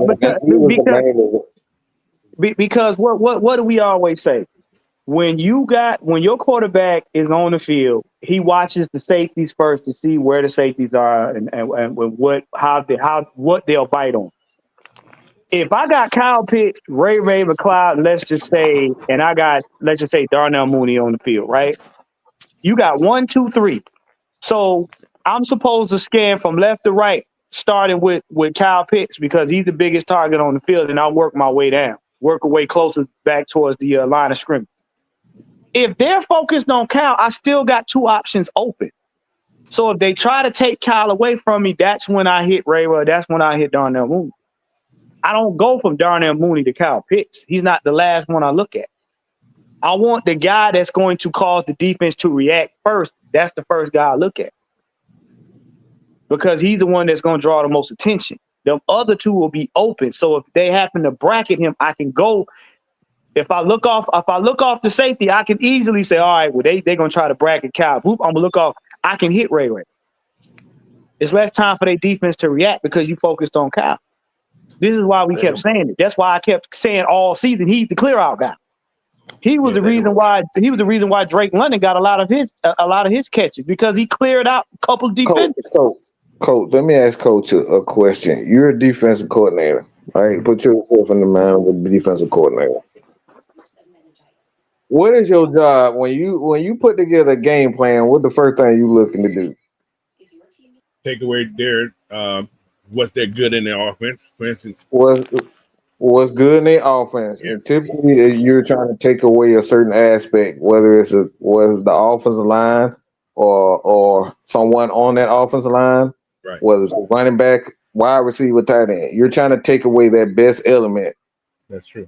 So if they are passing the ball to their fullback out of the backfield, are you going to adjust your plan? Or are you just going to let them do that all game for the most part? Adjust. You're supposed to adjust. You know, if they throw into the fullback, that's like, what the hell are you doing? Where's my linebacker at? Mm-hmm. So that's linebacker. That's linebacker responsibility. You see that fullback going out for a pass, that's that linebacker responsibility. Mm-hmm. So because a lot of people got to realize you got almost 3,000 receiving yards. Yes, from 3 receivers this year. Yep. Wide receivers. Let me say that again. Almost 3,000. You're right. You got almost 3,000 receiving yards from your wide receiver 1, 2, and 3. Mm-hmm. If you pay attention to how a lot of teams' passing games are, that's literally right up there in the tops. The Atlanta Falcons passing offense was a top 5 passing offense in this league despite Kirk Cousins' fuck ups. Yep. So when we go back and talk about the balance was there. Yeah. We already had that. We're not talking about the 500 yards that Bijan Robinson got out the backfield. Can I mention something also? Yeah. Go ahead. What you got? All right. Do y'all know what Ray McCloud's career total is in the 6 or 7 years? Oh boy. Before you talk about before this season? Yes. I'm talking about all of it all together. Just talking. Shit, 98% of his goddamn career yard just came off this season alone. He got a total of 1,454 yards career. Wow. And 760 of those came this year. Yeah, so looking at he had 800 yards coming to this game. He almost doubled what he had this year. His receptions. You know the most he ever had a reception in one season? What's that? 39. He had 62 this year. It's crazy. All right. And Coach, why was that? Yeah. Yeah. Because I'm gonna go back to it because the times that you seen Ray get the ball, Kyle Pitts was somewhere on the field taking about 2 or 3 guys with him. Or Kurt didn't throw the ball; he was forced into the man too. But Yeah. so They're here's not- so here's the question that people got to ask: Who's the biggest threat on the field? Kyle Pitts or Ray McCloud? You give it to your scrubs if nobody else is open. Mhm. Look, Yeah. like you said, that's the question right there. Who like you said, if you looked at the receiving numbers, a lot of people would say that Ray McCloud outclassed Kyle Pitts. No, No, But when you look on the field, who was the biggest threat? Kyle Pitts or Ray McCloud? Kyle Pitts, because Ray ate because Kyle Pitts was the biggest threat. Then Kyle improved his touchdown number by a lot. Yes, he did. Yes, he did. He had Yep. what, I was 3 gonna do that. touchdowns? He got 4 in one season. Yep. And people fail to realize also something about Kyle Pitts this year. If Kyle Pitts want to make this his game, make this football his life, Kyle Pitts going to show the hell out this year. He's going to have to. If he wants to make money, he's going to have to show out. And then, how many players you know on that who played on that 5th-year contract, that 5th-year deal, whatever you want to call it, that don't show out? Tell me one. Look. So I'll do you one better. Go back and listen to that Cam Newton podcast when Kyle was on there. It spoke volumes about how he felt and what he saw this season. That mother won't throw me the ball. I was wide fuck open. When I tell you, y'all need to do your homework. Go back and look that podcast up when he was talking with Cam Newton. That lets you know from his perspective inside what went on and how he felt about stuff. Because again, we can't say it enough. And you can see it on filming. Me and Kev talked about this so much. If not for Kyle Pitts playing the role, a lot of these guys don't have these numbers on the season. Because you put them same defenders on Ray and Mooney, they're not catching the ball. They're not. Maybe 2 out of 10 times they'll catch it. 74 targets, 47 catches. As much as Ray was catching ground balls, he wouldn't have caught that with no defenders on him. Shit, as much ground ball that he caught, there was a lot of damn balls he dropped on the goddamn ground. He would have had 100% drop rate. That motherfucker fumbled away 2 games last year alone. So imagine Kyle Pitts not being on the field, then they can actually put them defenders on him. Then what? We're not having this conversation. Most of them we don't win. The question about that same thing. Ray had 62 receptions, right? Yeah. How many receptions did Mooney have? Your number 2 receiver. I think he was like 65 or something like that. 64. Does that seem normal? No, absolutely not. You understand what I'm saying? Why would your number 2 guy have almost the same thing as your guy who probably never played if the other guy never got hurt? Right. Because like I said, Darnell Mooney was the big play guy. Yeah. Mm-hmm. He was the big play guy because he led the team almost. I think it was like 15.4 yards. 15.5. Okay. That's a lot per reception. Mm-hmm. So he was the big play guy. And that's your number 2. And if you look at it by the way things went, it's like Zach and them knew, they're gonna target Kyle Pitts. We just got to make this man. We just gonna bait y'all in the chasing him, and we gonna let these guys eat. Y'all been falling for it all year. We gonna keep doing it. Wow, this is crazy. So this man has already had a career. Wow. So I'm looking at Ray McCloud's his history. Mm-hmm. I look the same thing. Guess how many fumbles? Guess how many fumbles this dude done had in career? I ain't How go that. many? If I make a guess, I say about 6 or 7. Bruh, he done had that in 2 years. I didn't look at that. That dude got a career total of 18 fumbles. Damn. Wait, whoa. What? Wait, whoa. I didn't Wait, a stutter. goddamn. I ain't stutter. I ain't stutter. Hold on. I gotta clear my ear out right quick. Uh, No, the rest. uh, He kick return. Oh yeah, he um, got a lot. Oh my god, I didn't know he had that many. Yeah, he wait a done minute, had this. hold on. So you said, well, hold on. You did say 8, right? Oh, I'm No, glad. I said a career total. He done had the last before he became an Atlanta Falcon. His career high was already what he did this year, and fun. Wow. What? That's Listen, nasty The word. So dude he had really is Rufus. So he really is Rufus yeah, boy. Rufus well, boy. he ain't I returned the told you punch he for it. Rufus boy. I Hey told you Mike. he was Rufus boy. Hey Mike. Yes, That sir. that's why they ain't have returned the punch. Yes, that's Right. exactly why. Mm-hmm. He's a damn goof. This is why we talking about you can't put the ball in the hands of guys that they look. There was a reason why the defense wanted him to have the ball.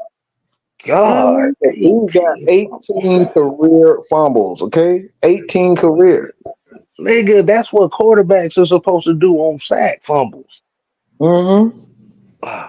He been second fumble. They were He's looking been at, like I doing that all said, right. the deep when the defensive coordinator seen him out there, up there go Rufus boy, go get him. Guess how many Kyle Pitts got in How his many? career? 0. Ooh. Wait, no. Excuse me, Mike. Wait. Come on, because I think they like hearing how talk sound. Say that again, please. Kyle Pitts got a career total of 0 fumbles. So he got less fumbles than Drake London. Mhm. So you mean to tell me the same man that people been talking about needs to improve himself doesn't have any fumbles, but yet you However, let Ray pass? in Drake's defense, he ain't had not one last year. He didn't have one last year. He He had didn't all have one his last year. rookie year. He didn't His have one rookie year. year, He had his yeah, rookie year. That's when he had this problem. He yeah, haven't had a fumble since his rookie year. his Mm, rookie. but he needs to get better. Goddamn sleeves. But wait. Yeah, that's what it was. Them damn Yeah, Steve. Coach said that shit too. yeah. I When he remember took you them saying that. sleeves off, it became his game changed. Yep, got those sleeves on. You got to feel the ball, man. Yeah. But that is mind boggling that he needs to get better, yet and still his numbers say otherwise. Leave Drake alone. Leave Kyle alone. Mm-hmm. Mm. I keep telling y'all can't argue with black and white. Y'all can't argue what's on the stat sheets. You can't argue what's on the internet if the stats are telling you. I ain't talking about what these analysts be talking about. We not talking about that. You can't argue with black and white. Look, Mucho, get your finger out your own asshole and stop your fucking bullshit. Okay, that's not a bobble. Ain't a fucking. It's not a fucking fumble. I don't know what And planet y'all be on. Drake London done did that too now. We So don't you got to did count. every receiver in the universe done did that, including Jerry Rice.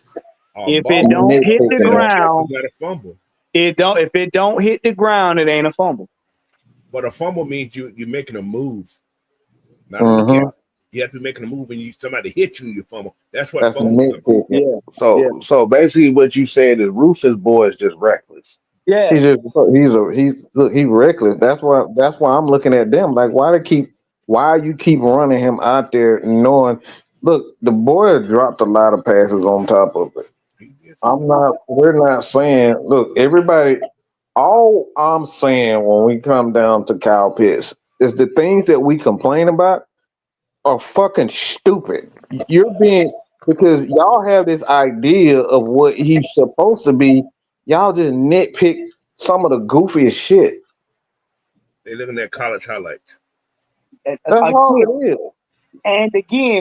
and again, when you talk about the highlights, look who he was playing and look at him being the only weapon. You see what I'm saying? He was doing the same thing he's That's doing the now. context. When he got here, when Matt Ryan was the quarterback, they used him as he was one of their primary weapons. He didn't But have to that, share but it with 5 other people. But Juan, How? that's the context nobody talks about. Yes. I've Kyle, said it many times. like you said, Kyle Pitts would be a 12, 1,300 yard receiver If it was if just there him. was no, if it was Now, just him. can I just talk on Kyle Pitts in his college career? Yeah. Right. Kyle Pitts in 2018. What was Kyle Pitts? He had 73 yards as a freshman. Mm-hmm. Mm-hmm. All right. His sophomore year, he had 649 yards Mm-hmm. Mm, and 5 touchdowns. Ooh. mm, Okay. His senior year, he had 770 yards, 43 mm, receptions. Now, what's the difference what he's doing now besides the touchdown? He's doing the same exact thing he did when he was in college. Yep. Because he had those touchdown numbers on teams that were not good. mm-hmm. Look at the teams that he got these touchdowns on. That's what I need about look at the teams that he scored these touchdowns on. Then you come back and talk to him. Right. Yep. Yeah. And what's funny is he got put out of the Georgia game. Think about it. He didn't score on that game. He was right. See, that's what I'm saying, Coach. You and for people that love highlights, I don't understand why y'all don't connect the dots. The highlights show you how they were utilizing him in the offense. The Falcons, Terry Fontenot and the scout said, we see that. We bring it here. You can do the same thing. Only thing is, when the next couple of years came after his freshman year, he got introduced to what? More players, better weapons. And then we got back sort of a run game. So you didn't have to lean on Kyle as much. So I don't know how you get bad because the team around you got better. Now, another thing about that, I'm sorry, y'all. Another thing on that college team, he had Kadarius Toney, who was an awesome college football player. I don't know how we got to the pros. And you had Trayvon Grimes there. So you had guys that can take the top off the thing and leave Kyle open. You had to play him one-on-one. He was gonna be there by the one-on-one. But you was double teaming Kadarius Toney because he was that guy. And what's going had a great year that year. Kyle Trask was throwing the ball well. So Coach, I'm glad you said that. Because let's just say that one of these I'm just hypothetically speaking. Let's just say one of these undrafted free agents that becomes Michael Penix's favorite, even though he picked the work on Kyle Pitts with him, decides to go off, and then the defense has to shift to that player. Kyle Pitts is going to be open again. You get what I'm saying? What Coach just said is a scenario that can happen right now on this team.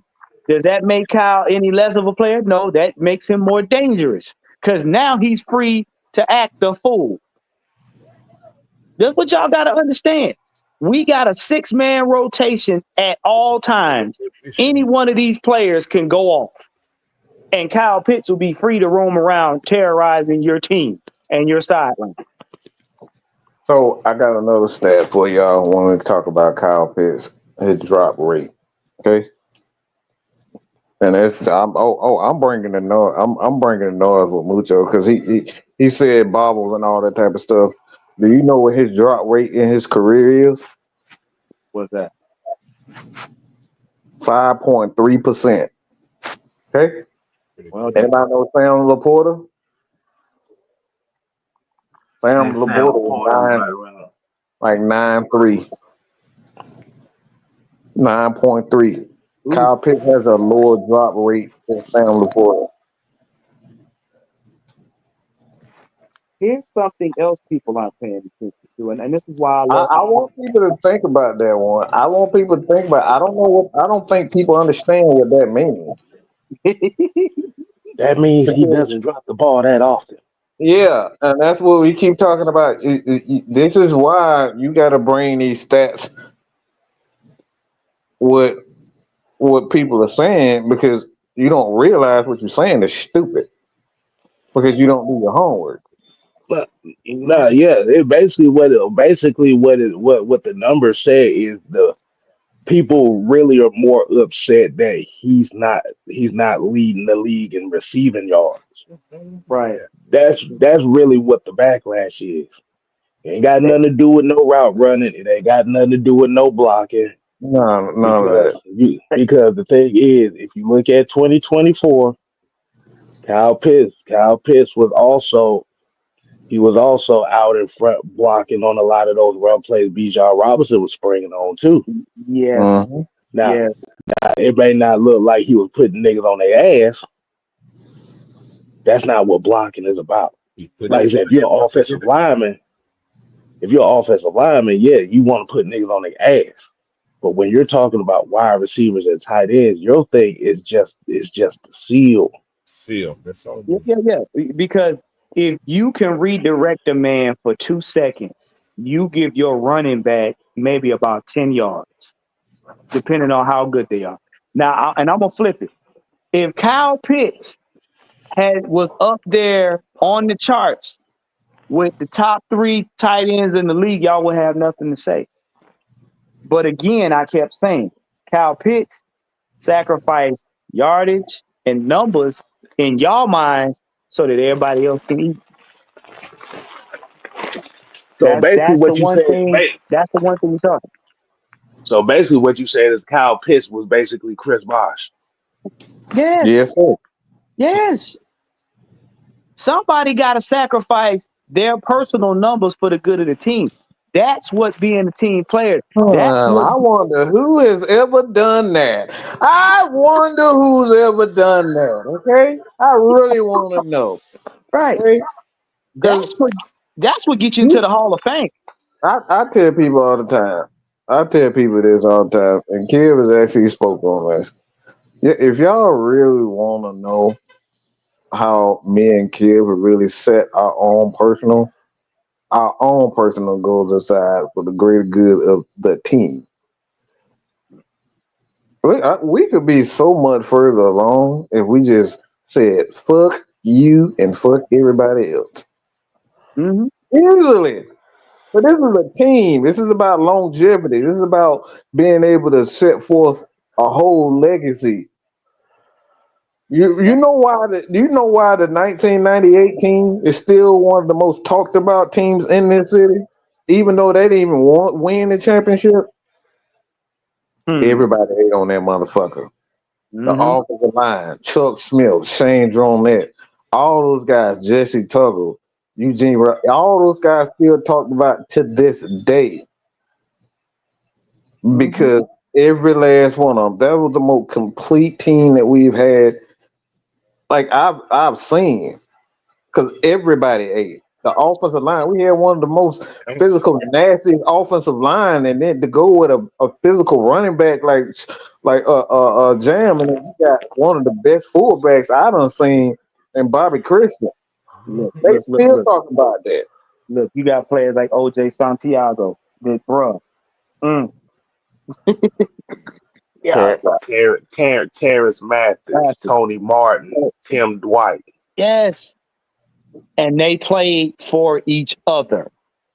And this is not something that we talking about on the highlights. This is something that we heard in person. They played for each other. If y'all go back and look at the film, they were basically on the sideline praying when that last play happened. Go back and look at it. Because I was glued to the TV when it was going on in real time. He told me one thing. Terrence told me one thing. He told all of this. He said he could have easily. They told him. Dan Reed told him one thing. He said, "If you want the ball, you're gonna have to block first. Yep. You're Yep. gonna have to block first." Mhm. That's what he said. In order for you to get the ball, us to get you the ball more, you got to block first. That's what he said. That's how he ended up doing. So Mhm. these are the things that we talking about. We talking about guys like Kyle Pitts and Drake London, why they take it blocking so seriously, and why they continue to do that is because it's gonna open up everything else for every person, every running back. It's gonna give them more opportunity to look because they're gonna be focused on them as a receiver, and they're gonna make big plays off of those guys block. And offensive coordinators, what they love to see is they wide receivers blocking. They love to see their tight ends blocking. They love it because they know he putting forth the effort. If you put forth the effort, we're gonna call some more plays for you. So this is why wide receivers really go and block the way they do. Roddy is a perfect example of it. And When right here, when you saw Roddy blocking, he know damn well when that fourth quarter comes, he gonna get targeted a lot because he Mike, put forth the effort. not to cut you off, Mike, but I got to get this. I disagree with this for the simple fact that you got to understand something. You talking about how long will that last? Let's be real. Eventually, they'll start feeling some type of way. No, because here's what y'all got to understand about football. You How only old have, are you? That's what I want to know first. How old are you? because the thing is, what you fail to realize is you have divas. Now you got certain football players that have a diva mindset, but in order for your team, not individual player, but team to win, I need the guys to the left of me and the guys to the right of me to have the will to sacrifice in order for us collectively to win. I can't feel some type of way if my man's is blocking for me, allowing me to run. I can't feel some type of way if my turn comes and I got a block for him so that he can catch the ball. People feel that type of way when the allocation of said ball, and we talking about the offensive side, when you think you're the offense. When you got these receivers, these diva receivers and these diva tight ends that think they're the complete offense, then you have resentment. I don't see Drake London getting mad. I don't see Drake London getting mad at Kyle Pitts if he have to block for him so Kyle can get out there and get a reception. I don't see Kyle Pitts getting mad at Bijan Robinson because Bijan Robinson right now is running on behalf of him chipping somebody. I don't see that because the grand scheme of things is they all want to win. So if I'm not willing to sacrifice for my former player beside me or my buddy beside me, we ain't gonna win. So we both upset. Warren. You ain't even gotta go. You ain't even gotta say all that. I'm a kill that right now. How many yards you think the Philadelphia Eagles passed for last year?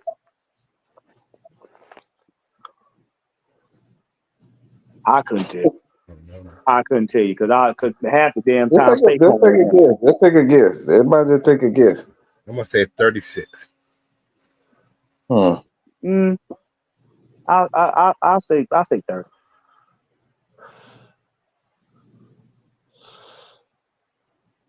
It's funny that y'all say that. It's not even that. It's barely 3,000. Ooh. So they ran the ball like hell. Saquon Right. had, Saquon had 2,000 yards. Shit. You see? Saquon was their offense. But that's the point. This is what we're talking about. Wide receivers, they care about winning. As long as you winning, you good. You gonna get your AJ had last year. He barely had 1,000 yards. He was 74 yards over 1,000.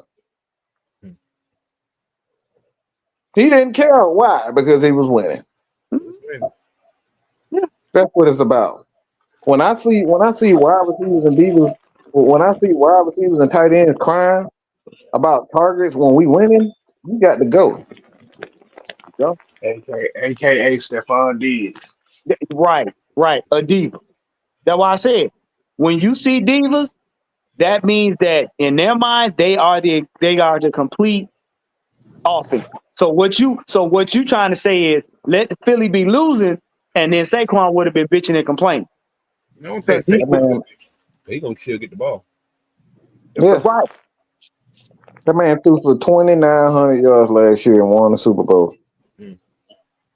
Sound like what's the boy from Baltimore that year? Yep. Yeah. You think you're gonna see Derrick Henry crying because they losing and he running like that? No, because he understand I'm a part of a system. This what y'all be see. Y'all be taking that again, that mad mindset. You would get mad because you're not getting enough targets, but you would rather sacrifice your team winning so that you can look good. Man, I make that make sense. Because I ain't never seen one player win the Super Bowl by themselves. I ain't never. Never. Right about that. There ain't never been one player in the history of the NFL football period that won a Super Bowl by themselves.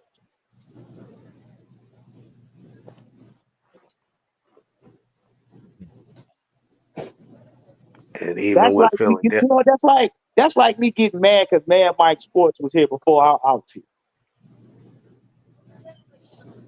That's and like that's me the getting thing with mad at the Mike for that. and that's the thing with the Philadelphia Eagles. Remember, Dallas Goddard went into 2024 as one of the top five ranked tight ends in the league, Huh? What and you know he what? buried. I'm asking something He, more ignorant. Do you think Gronk was mad at Brady? Do you think Gronk was mad at Brady when they didn't win a game, but he was getting the ball thrown to him? No, because he knew eventually that type of thing they had going on was going to win. That's like Gronk coming to Brady. Damn, Brady, you throwing me the ball, but we ain't winning. You know I'm the man. Why you giving it to Edelman? Why you giving it to this person? Huh? That's stupid.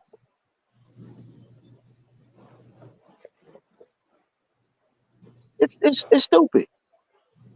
The more people you have involved in your offense, the more difficult for off defensive coordinators to scheme. Thank you. And the less wear and tear you have on your players, which means longevity. That's like I said, that's why 16 was so special. That Ryan was Uh-huh. spreading that ball around to everybody. Everybody got a piece of that. I want to say every one of the people that caught a pass had almost over 300 yards. If even just a part-time player, he had close to 300 yards. There you go. And it all translated to that team being efficient as the reason why we got out on the Patriots. Yeah, we had no depth on defense.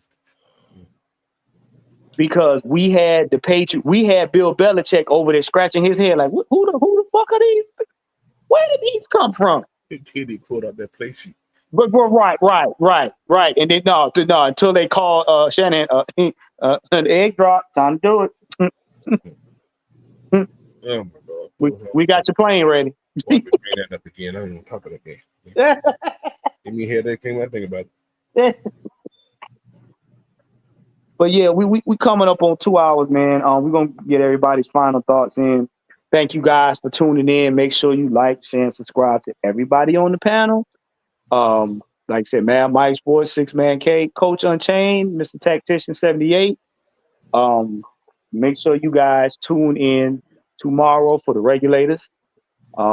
Like I said, Coach, what y'all got going? You know, or you just gonna be on it Uh, with Magna? he's gonna talk some about that roster thing that I did today. Okay, We're gonna go over that and what if he's bring up? So I don't know. okay, So, okay. Uh, Kev, what you got? man, I ain't really got nothing much to say. Only thing I have to say is this year you got to bring that action. Mhm. And it as much and then, like you said, as much as everybody want to point the finger at Terry Fontenot sat here this year and did exactly what everybody wanted them to do on a multitude of different talking points. So with this conversation we had tonight, this is the short version of what this conversation was tonight. The leash for these coaches is very small right now because the expectations have dictate what type of season that the Falcons need to have. Mhm.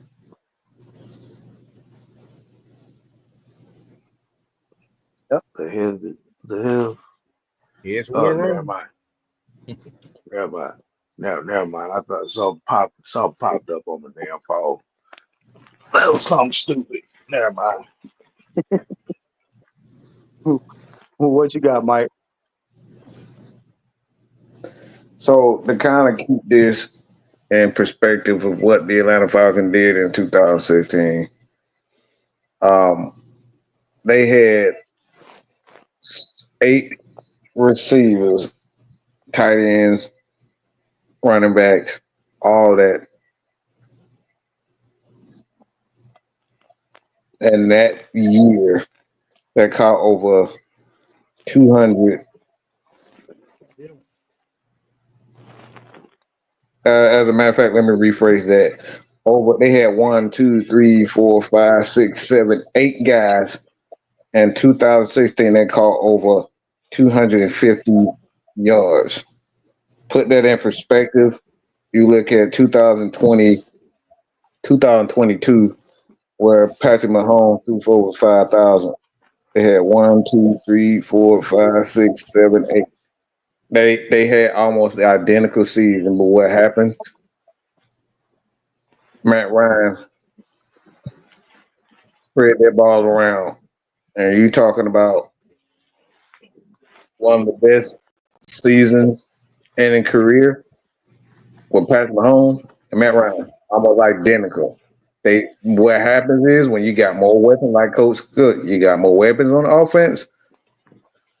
You spread the ball around. That's why I was so frustrated to see guys like Ray McLeod with 70 catches. You're not spreading the ball around. You're not doing the defenses any justice. All right, you're not stressing them. Why? Because you keep throwing to the same 3 people, and that's why with a quarterback like Matt Ryan, Drew Brees, Tom Brady, when they spread the ball around and get the ball into everybody's hands, that's more problematic than trying to get Kyle Pitts 120 catches, Julio Jones 120 catches this season. Spread that ball around. They need to get in everybody's hands.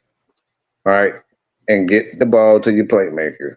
You can get the ball to the playmakers, but you need to spread the ball around. I don't want to see a season where Ray McLeod got 70 catches again. Okay? We're going to be losing if that happens.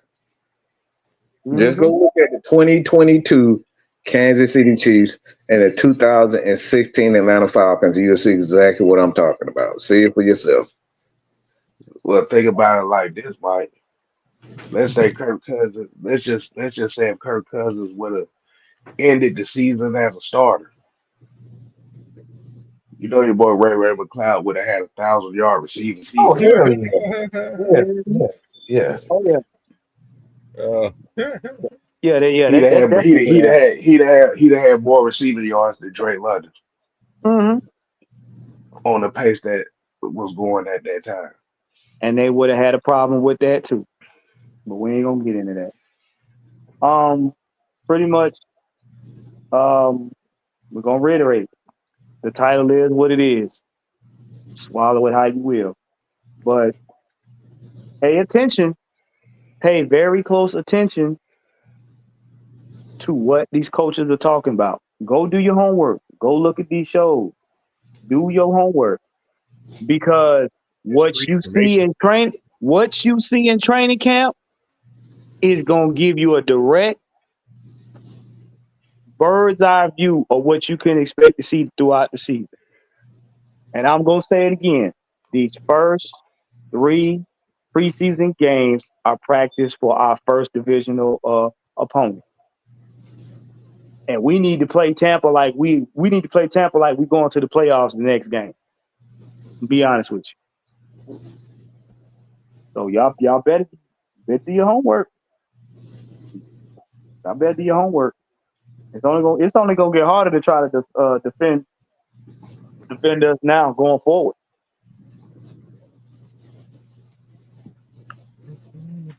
Mm. So I ain't got nothing to follow that up with. dang. Mucho Grundy said Beetlejuice. Ain't got no sense. But yeah, this the AOA. Now have fun minding your business. We out. Merry Christmas. Blue moon. Public service announcement. We know what you did.